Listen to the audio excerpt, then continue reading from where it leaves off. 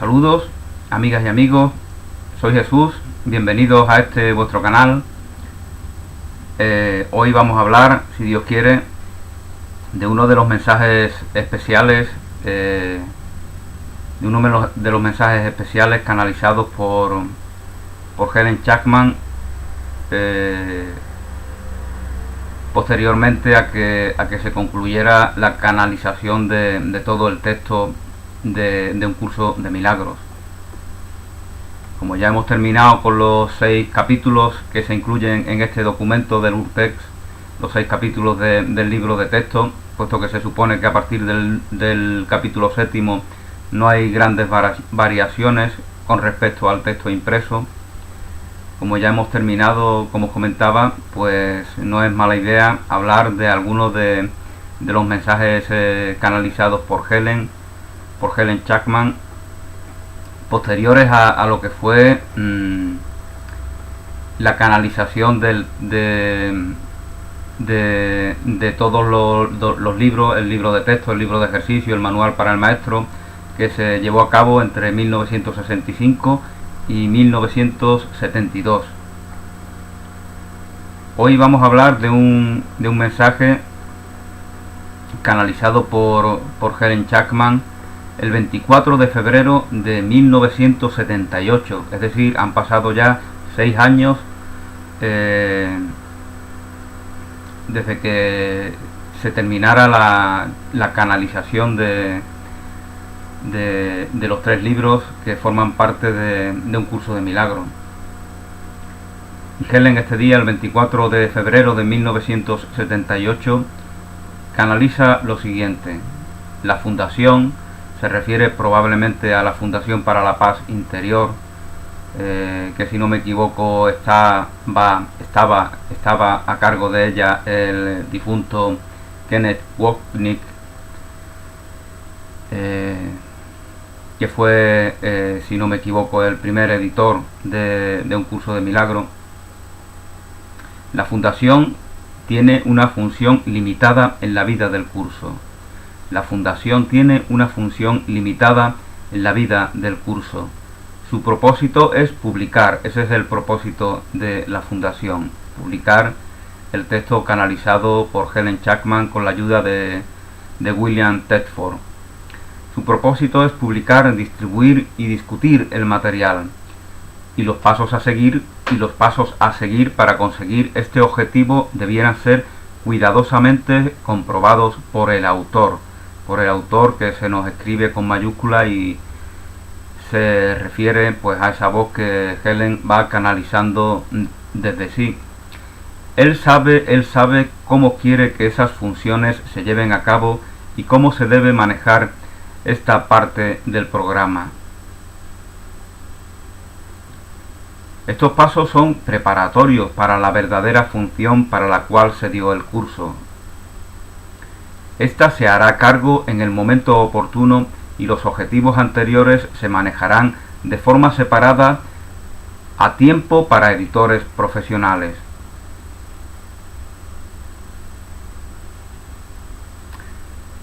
Es importante que personas versadas en cómo son la estructura, cómo funciona el negocio editorial, lógicamente es importante que el texto caiga en manos de personas que conozcan cómo se desenvuelve ese negocio, ¿no? Porque si no va a ser difícil que se distribuya y que se difunda este texto. Esto es lo que se pensaría en ese momento, ¿no?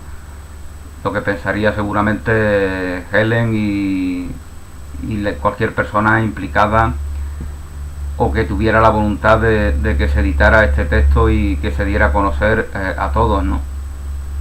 Que se hiciera público.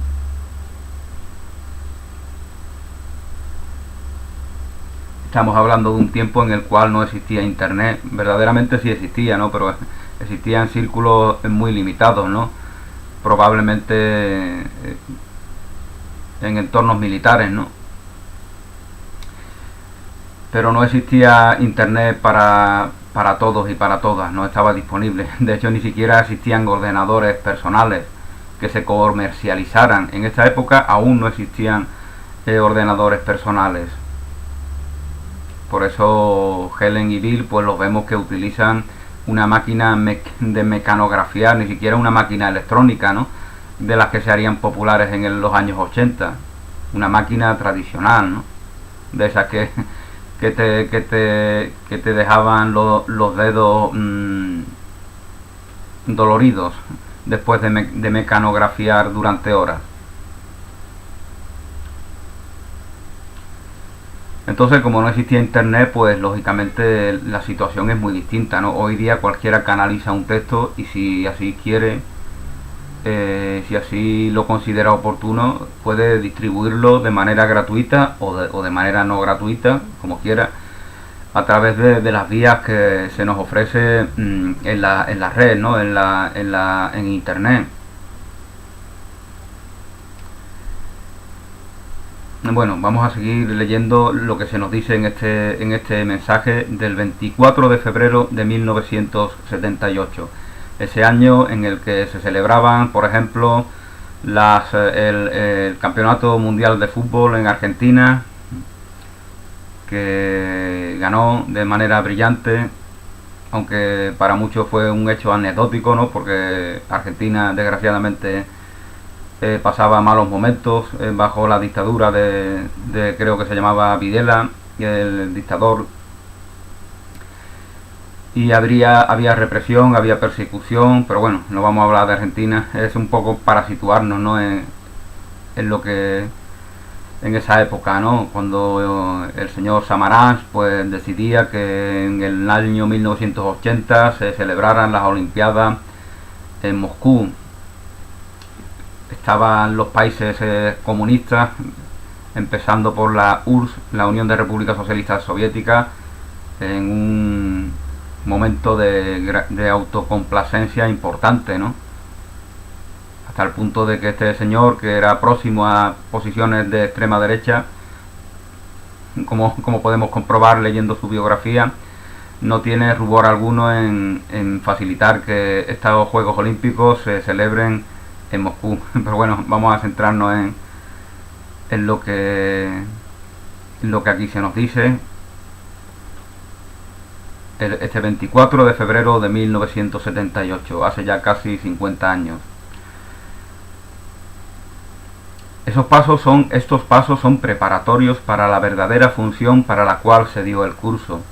Esta se hará cargo en el momento oportuno y los objetivos anteriores se manejarán de forma separada a tiempo para editores profesionales.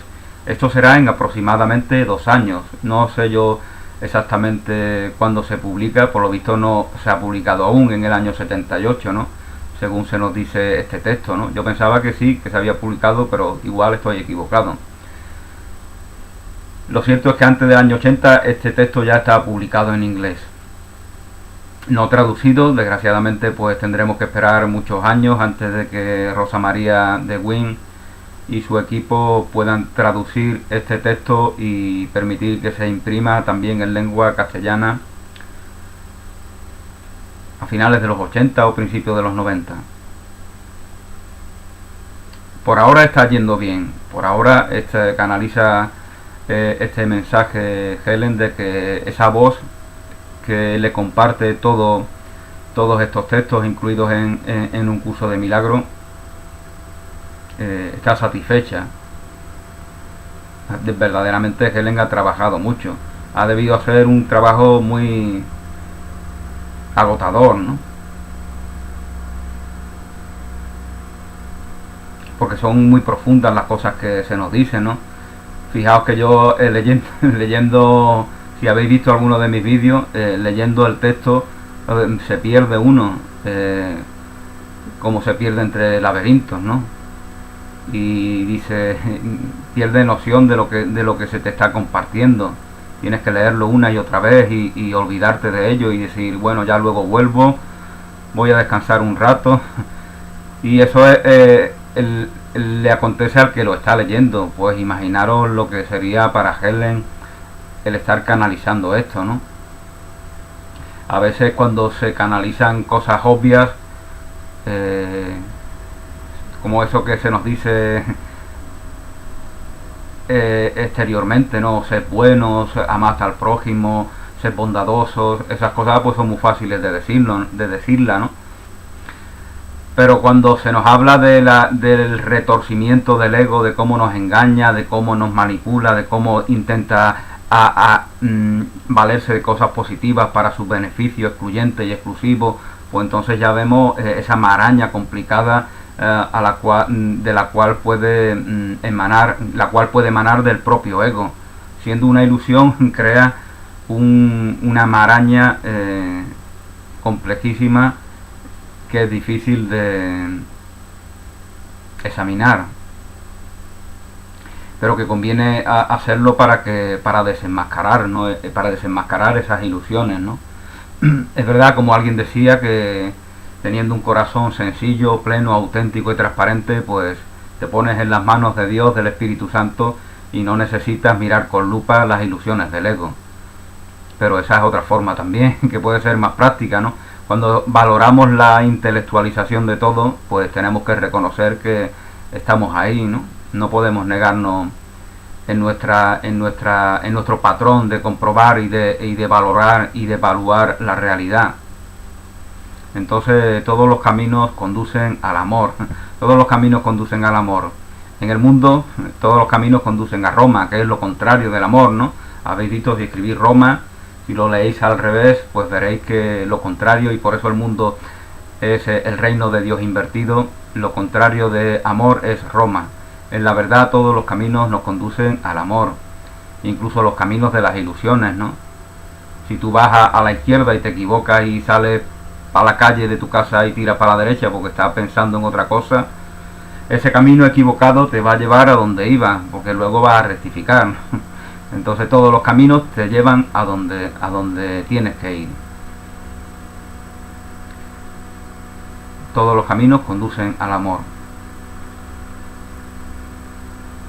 Aunque aparentemente te conduzcan a lugares que niegan, que ponen en entredicho el amor. No pongas demasiado énfasis o te preocupes demasiado con esta fase, y sobre todo no la confundas con el propósito del curso.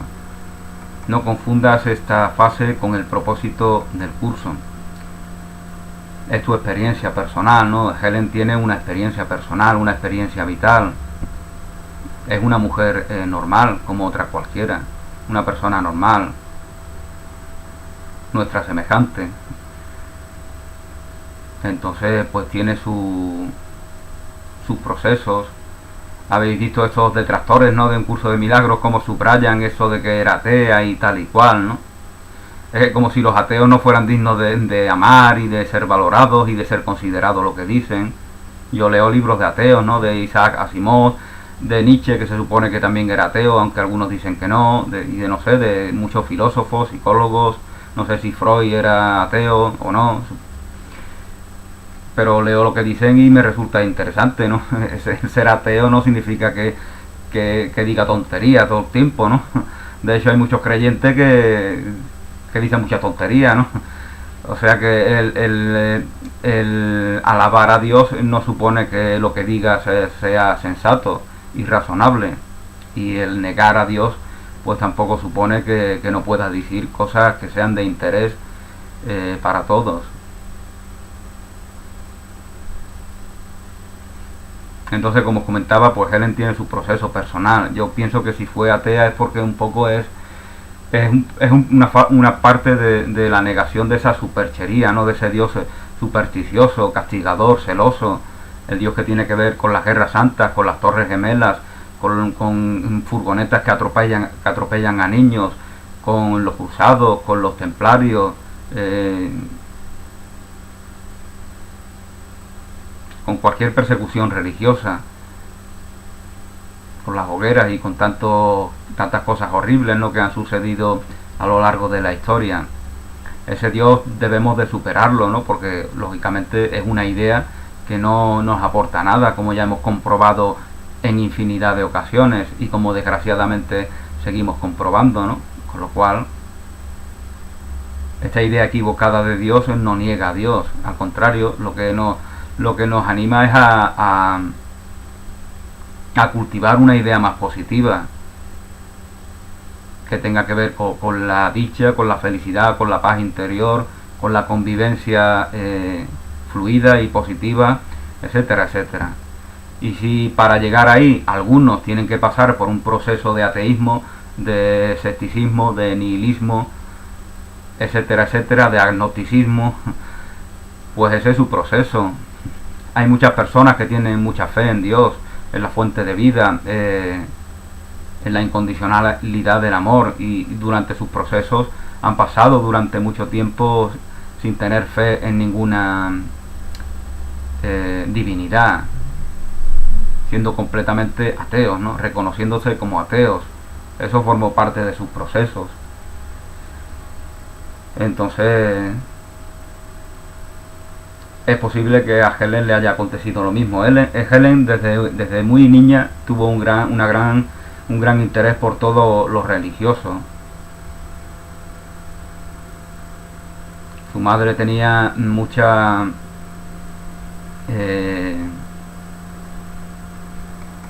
yo no la conocí personalmente, ¿no? Pero bueno, he leído cosas, he leído artículos y siempre me he interesado y simplemente comparto las conclusiones a las que yo llego, ¿no? La madre de Helen, que en muchos artículos se les pone como distante, ¿no? Eso es una tontería, ¿no? Todo el mundo está cercano a su madre. Tú estás cercano a tu madre, pues igual que, y Helen es igual que yo, igual que todos. Todos estamos cercanos a nuestras madres, hemos emanado de ellas. ¿Cómo no vamos a estar cercanos? Fijaos lo que decía algunos psicólogos, ¿no? Que hay niños que pasan días, semanas, incluso meses, y no tienen conciencia de que son algo separado de sus madres, no tienen conciencia en sus mentes de ser algo distinto de sus madres, se sienten con su madre, como si estuvieran aún en su interior. Esa es la realidad mental en la cual ellos viven cuando son todavía bebés pequeños de pocos meses. Bueno, como os comentaba, todos tenemos una proximidad con nuestras madres y Helen también lo tenía. Y Helen, la madre de Helen, pues tenía un gran interés por la teosofía. La teosofía es un poco, es la gran escuela espiritual del siglo XIX, ¿no? Junto con el espiritismo, ¿no? Son las doctrinas novedosas en el siglo XIX que aparecen como respuesta de alguna manera al ateísmo, al escepticismo, al nihilismo, al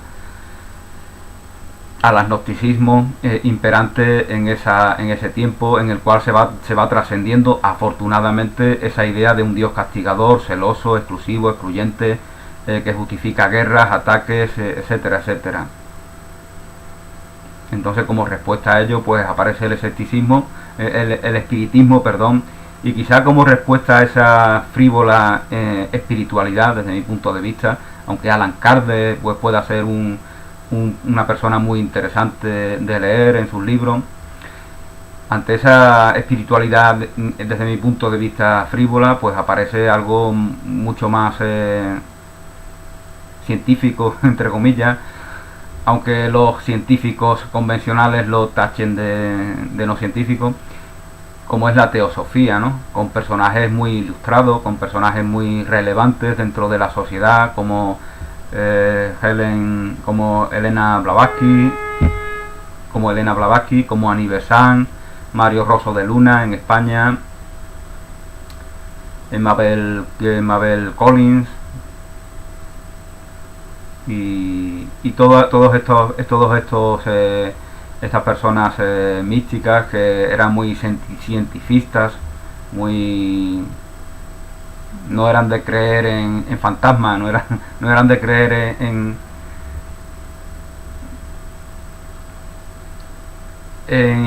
cosas, realidades milagreras, ¿no?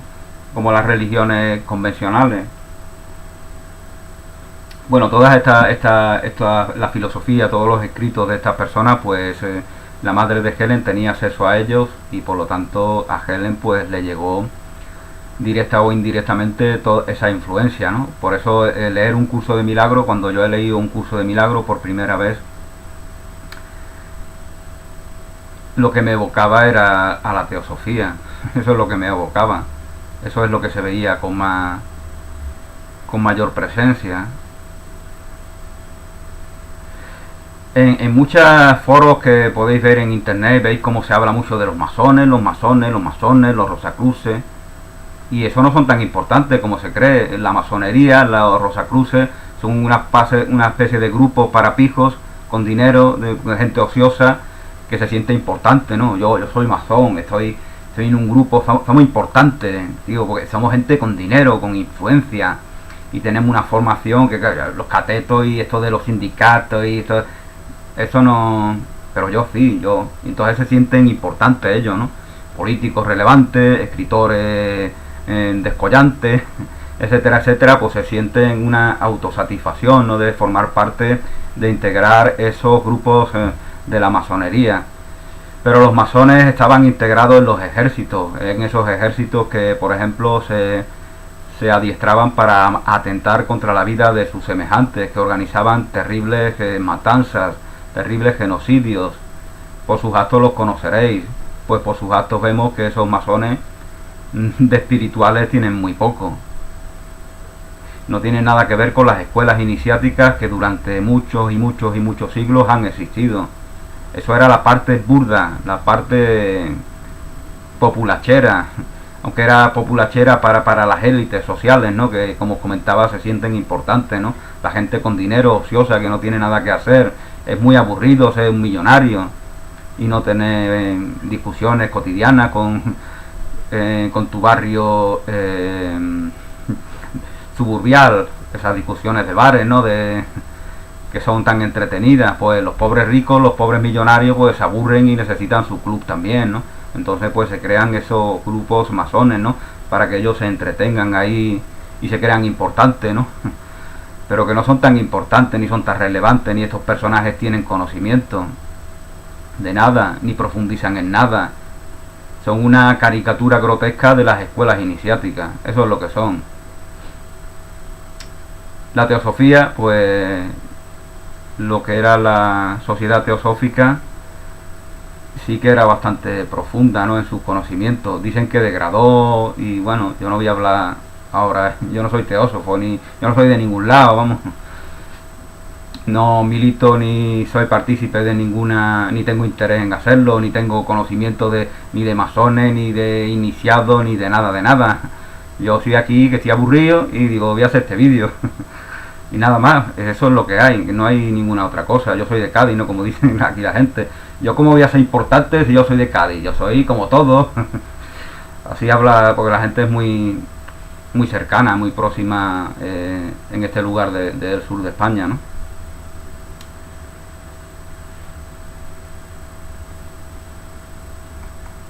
Bueno, pues espero que este pequeño paréntesis, la verdad es que me estoy alargando mucho porque este texto es muy breve y el vídeo lleva ya bastantes minutos, ¿no? Pero era un poco para indicaros del ascendente que la teosofía tiene de manera directa o indirecta sobre Helen Chapman, además de otros aspectos religiosos, por ejemplo, lo que era la cuidadora, ¿no? La cuidadora que ella tenía, no sé de qué manera se le llama, la chacha o yo qué sé, porque Helen era una clase acomodada, ¿no? De una familia judía, pues como los judíos norteamericanos generalmente pues viven bien, ¿no? No solamente los judíos, ¿no? Sino muchos que no son judíos también. Ella pertenecía a una familia relativamente acomodada y se podían permitir tener una muchacha que cuidara y que atendiera a Helen, siendo ella niña. Y esta mujer, pues que era muy devota creo que era no sé si es del catolicismo o de otra religión cristiana, pues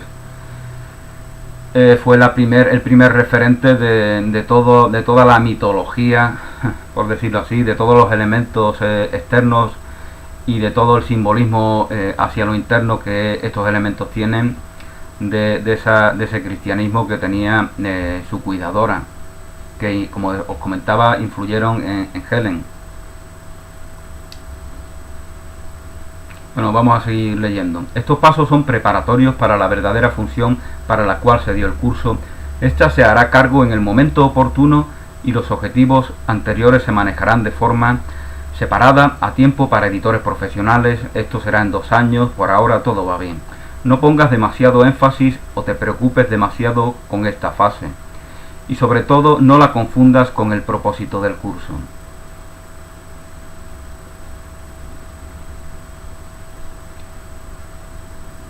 El curso tiene objetivos a muy largo plazo. El curso tiene objetivos a muy largo plazo. Por suerte o por desgracia, pues todos sabemos que el efecto que estas enseñanzas da, pues no va a ser inmediato, ¿no?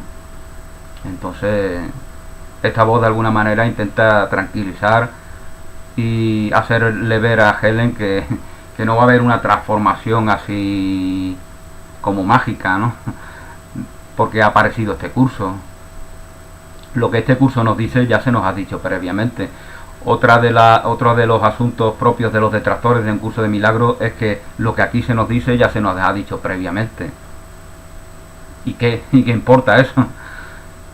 Claro que se nos ha dicho, ya nos lo decía Jesús que estuvo aquí, Jesús que era todo santidad, plenitud, incondicionalidad del amor.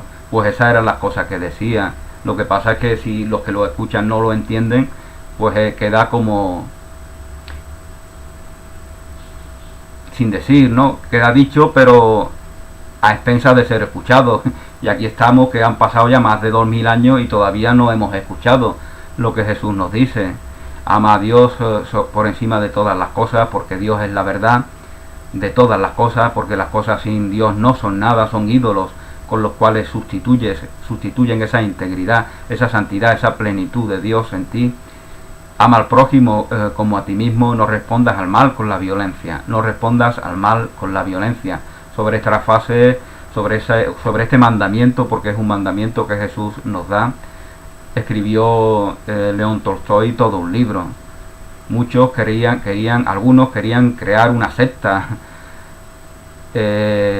como León Tolstoy, como referente, pero como él mismo dijo una y otra vez, no tenéis que crear nada porque lo que puede ser creado ya lo ha hecho nuestro referente, nuestro maestro Jesús. Por lo tanto, no hay que venerar ninguna otra figura.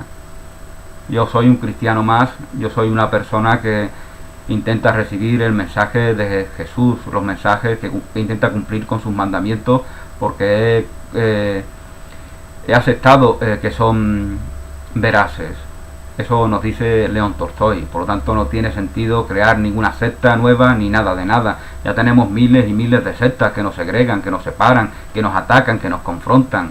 ¿Para qué queremos más? Cumplamos con los mandamientos de Jesús, escuchemos lo que Él nos dice en el Sermón de la Montaña, y ya con eso haremos mucho.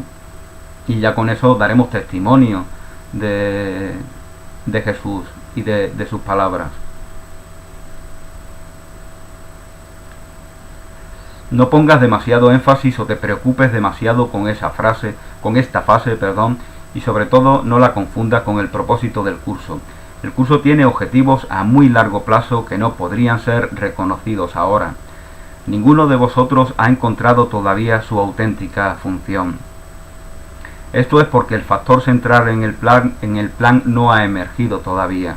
El factor central en el plan no ha emergido todavía y las partes no pueden caer en su sitio por el momento. Esto empezará a ser claro este verano del año 78, justamente cuando en Argentina, que en Argentina en este caso pues sería invierno, se está disputando el mundial al cual antes hacía referencia, pues va a acontecer algo de lo cual se nos va a hablar ahora. Esto empezará a ser claro este verano, pero no será totalmente comprendido por un tiempo. Ni es necesario que sea más claro de lo imprescindible para mostraros los cambios en los que vais a ser de más ayuda en los papeles asignados. Probablemente el año 1978 o sus alrededores fue un año importante, porque la sociedad cambia por completo en muchos aspectos.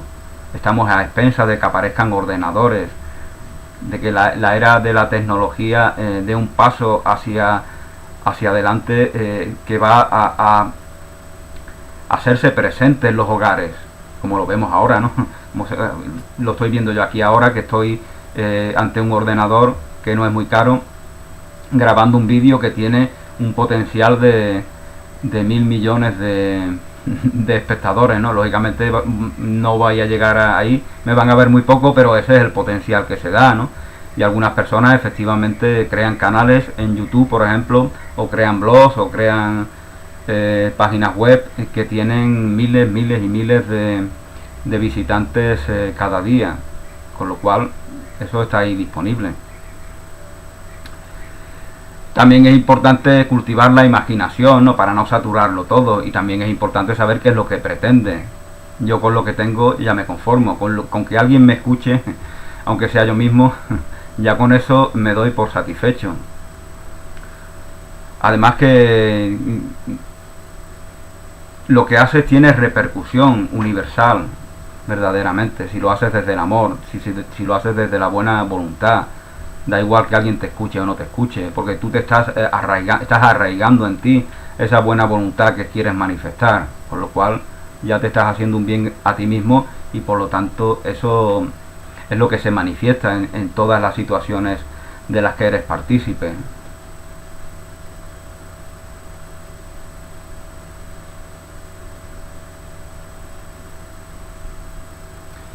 Esto empezará a ser claro este verano, pero no será totalmente comprendido por un tiempo, ni es necesario que sea más claro de lo imprescindible para mostraros los caminos en los que vais a ser de más ayuda en los papeles asignados. Cada uno ha sido escogido cuidadosamente y no ha habido accidentes ni encuentros accidentales.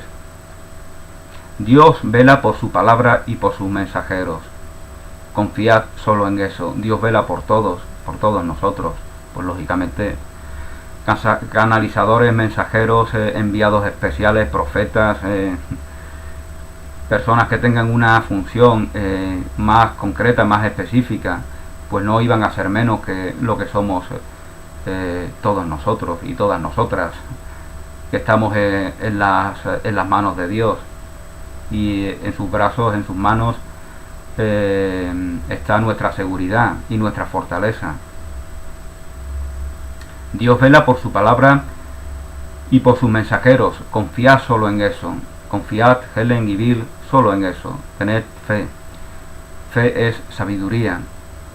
Fe es lo que compensa la idea de que el conocimiento no está accesible para nosotros. Y por lo tanto, si no podemos reconocernos en ese conocimiento, si no podemos reconocérnoslo en nosotros, la fe nos permite, nos encamina para que se llegue a ese reconocimiento, el reconocimiento del conocimiento. Sería imposible explicar los detalles que dependen de cosas que no han ocurrido todavía. Sería imposible explicar detalles de cosas que aún no han ocurrido. No importan los matices de cómo acontezcan las cosas, ¿no? Vamos a ir a una fiesta, vamos a celebrar que somos felices, que nos amamos, que nos queremos, que tenemos entusiasmo en la playa a las 9 el día 28. ¿Cómo va a transcurrir? Pues no lo sabemos, pero sabemos que va a ser un momento fantástico, un momento mágico, un momento especial. Eso lo sabemos. ¿Qué va a pasar? No tenemos expectativas.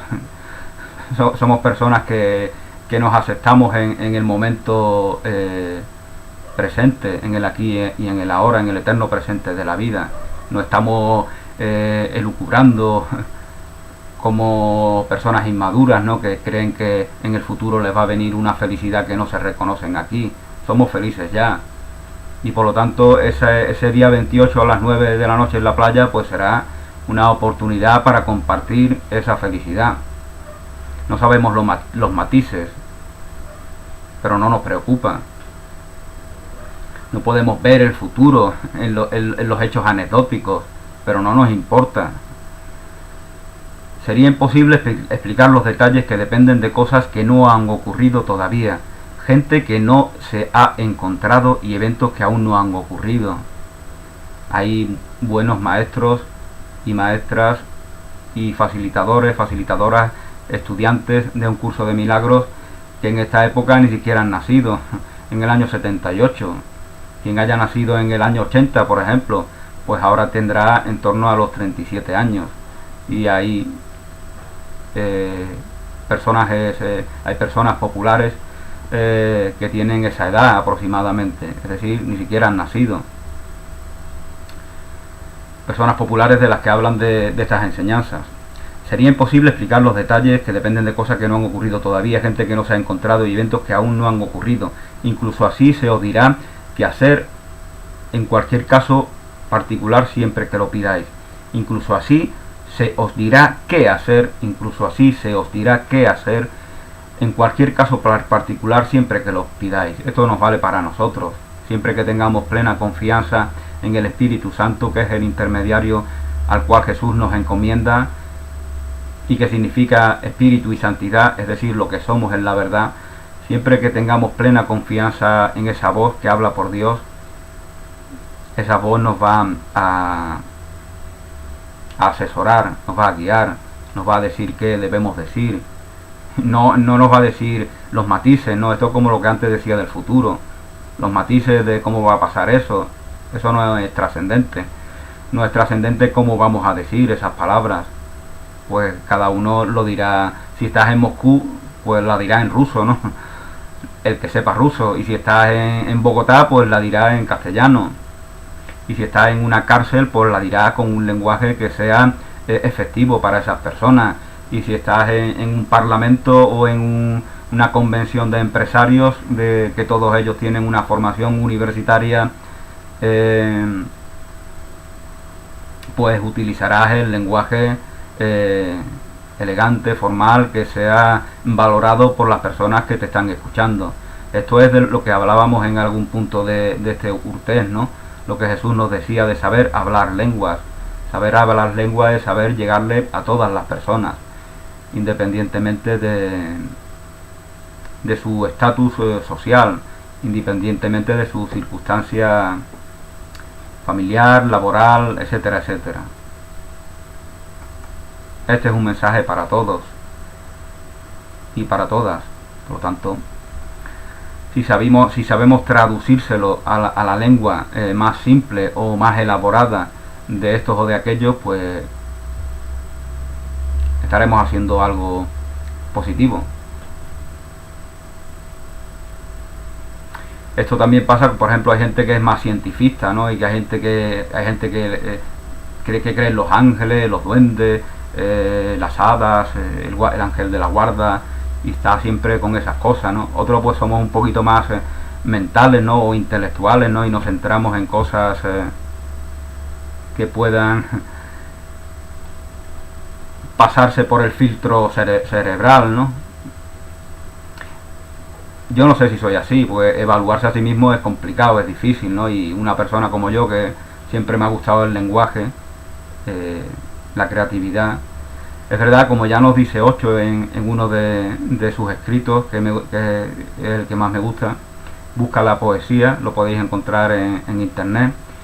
Él nos dice que los occidentales, los poetas occidentales están intelectualizan la poesía y tienen una actitud agresiva. Nos habla de ese poeta que habla de arrancar la flor, ¿no? Y él, este hombre Ocho, este escritor, lo compara con unos versos de Basho, el poeta japonés, que habla de una experiencia de sobrecogimiento que tiene cuando ve surgir en una tapia a una flor que se llama Nazunia, ¿no? Cuando contemplo la Nazunia, y entonces él queda maravillado. Ahí donde no hay vegetación, ahí sale la Nazunia, y él es como una experiencia mística para él. Y entonces Ocho compara esta experiencia con la del poeta occidental, que habla de arrancar la flor y con esa agresividad y esa violencia que vemos normal en Occidente. Occidente es muy violento. La violencia de los extremistas de determinada religión está más en relación con Occidente que con Oriente, desde mi punto de vista. Entonces, pues es bueno retornar a la verdadera poesía, que es sensibilidad, que es empatía, que es misticismo, que es sobrecogimiento, y que no te exige que creas en Dios ni que creas en nada. Eso ya está en cada uno, ¿no? Dios no es una creencia. Dios o es una verdad en ti, o es un problema con el cual vas tratando mentalmente durante toda tu vida, ¿no? O es una verdad en ti de la cual das noticia, o se convierte en una realidad que intentas negar y que tiene unas consecuencias contradictorias en ti. Sería imposible explicar los detalles que dependen de cosas que aún no han ocurrido. Se os dirá, bueno, se nos decía que se les iba a decir a Helen y a Bill qué hacer en cualquier caso particular siempre que lo pidáis. Se le dice Jesús esto a Helen y a Bill y nos lo dice a nosotros también. Que igualmente pues difundimos, propagamos, compartimos estas enseñanzas en una u en otra medida. Aunque no haya personas que solamente hablen de ello, ¿no? Solamente tengan como referente, no es mi caso, ¿no? Yo hablo a mí me gusta más un curso de amor. Yo hablo, pues como antes, hablo de León Tolstoy, hablo de Ho'oponopono, de lo que sea. A mí me interesa todo en general. No me interesa también lo que está aceptado oficialmente. Esto es muy importante. Yo eso se lo recomendaría a personas que quieren compartir esas enseñanzas.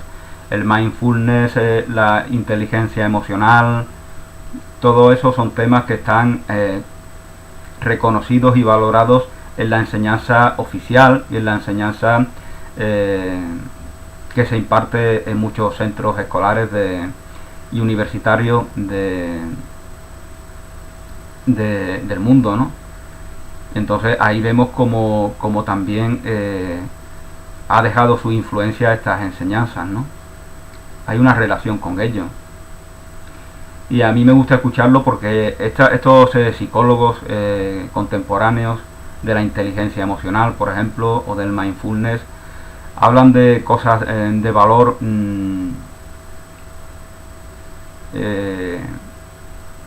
sin ponerles etiquetas, ¿no? Sin hablar de Espíritu Santo, sin hablar del Cristo, sino de manera que puede llegar a todo el mundo y que puede ser positiva para todo el mundo.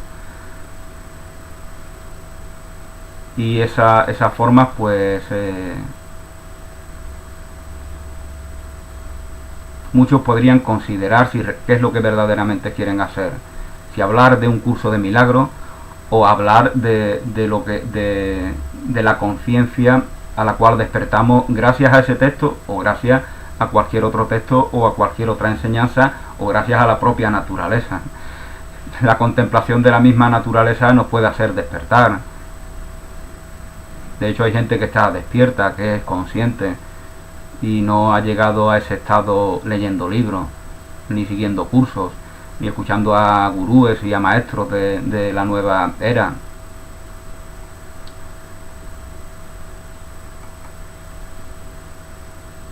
Criaturitas, little children, nos dice el traductor. Esto es lo que así se dirige Jesús a Helen y a Bill. Little children, pequeños niños, criaturitas, la manera en la que el traductor esto de criatura es muy propio de aquí también, ¿no? La criatura, hay que ver la criatura. De aquí del sur de España utilizamos mucho esta palabra, ¿no? Criatura es muy bonita esta palabra, ¿no? Porque habla de la obra del creador. Una criatura es algo que ha sido concebido, creado por el creador. Eso es una criatura. Creador, criatura. Y en cada criatura está el reino del creador íntegramente, y por lo tanto el rey de ese reino, el rey que nunca abdica, un rey que no es mundano, un rey que está en la eternidad, está presente en toda su plenitud, con toda su autoridad en cada criatura. Lógicamente no es que esté presente en esos personajes que creemos ser cuando no nos reconocemos en ese reino de Dios. Entonces tenemos la voluntad de mente de negarnos en ese reino y de construir un mundo de separación ajeno a él. Criaturitas, pequeños niños, no estéis asustados, no estéis asustados. Pensad solo esto, Dios es el verdadero cimiento del curso. Dios es el verdadero cimiento del curso. El curso os necesita solo en su nombre. ¿Cómo no os va Él a deciros qué hacer y luego ayudaros a hacerlo? ¿Cómo no os va Él a deciros qué hacer y luego ayudaros a hacerlo?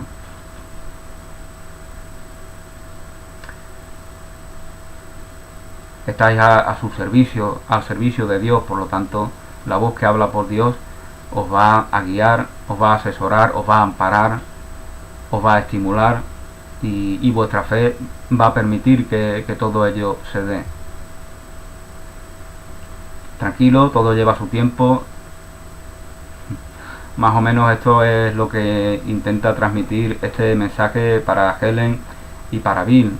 Yo quería hablar de él porque, bueno, pues es un mensaje que fue canalizado muchos años después que Helen empezara a escribir, a canalizar un curso de milagro. En 1978 Helen pues fallecería 3 años después aproximadamente, si no me equivoco. Entonces pues ya tenía ella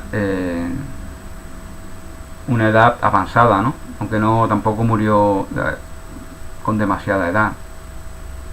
Tendría casi 70 años cuando canaliza este mensaje. Bueno, pues esta es mi reflexión personal sobre este breve texto. Lamento haberme extendido demasiado, aún así espero que mis reflexiones os hayan sido de alguna utilidad. Gracias, bendiciones, feliz día y hasta pronto.